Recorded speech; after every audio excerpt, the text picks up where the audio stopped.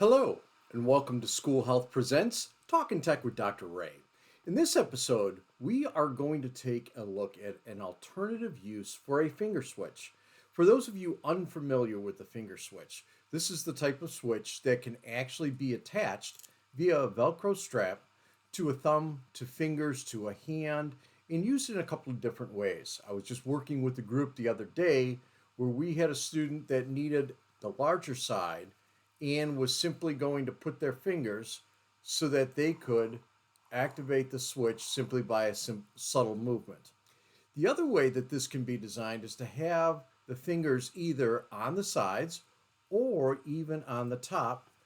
A quick wrap around with my Velcro strap here. And now I've got an alternative way to again access things just by a subtle movement downward. Now, normally when we think about switches, we're thinking about, oh, we're going to be interacting with the computer in some way, shape, or form. But this is also an alternative way to make sure that that student in the class who may be nonverbal, who may have limitations in the way that they can engage communication-wise and interaction-wise within the classroom can still interact, even in a situation of questions and answers. So normally, what do we do in a classroom? We have a student raise their hand. Well, not every student can actually raise their hand as they're going in and they're working within the context of our classroom. So by having a student with something as simple as this, and I've got a little light show over here, they can actually be engaged the same way, just having their hand down when they want to ask that question or they want to interact. They can simply press down and the light will go on, much like an answer button. In like any type of game show applicable press down button.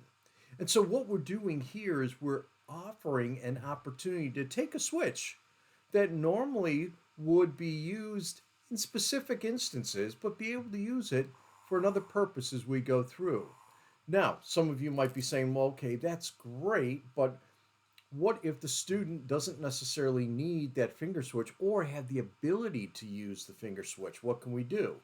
Well, this could be mounted on the side of a desk, on the side of a wheelchair, where if the student even perhaps didn't have the ability to actually press down with their hand, but could move into it subtly, just have it arranged so that, again, that movement might be whatever way that student or individual can move. You could even have it mounted near the face so that a subtle movement of the face like this, you would need to make contact, but a subtle movement of the face can actually trigger that and therefore allow the teacher to know that an interaction is going on. Do I recommend this for a head switch or a cheek switch? No, not necessarily, because of the way the wiring is here. This is a heavy duty wire, but it's not necessarily made for somebody to continually move back and forth. But it is a great alternative when you're just trying to get something as simple as a light activated so that the teacher knows what's going on. So, finger switch.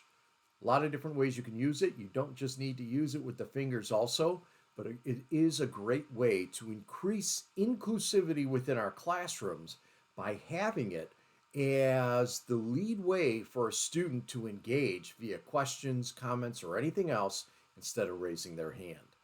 As always, I thank you for everything that you do, and I look forward to seeing you somewhere down the road.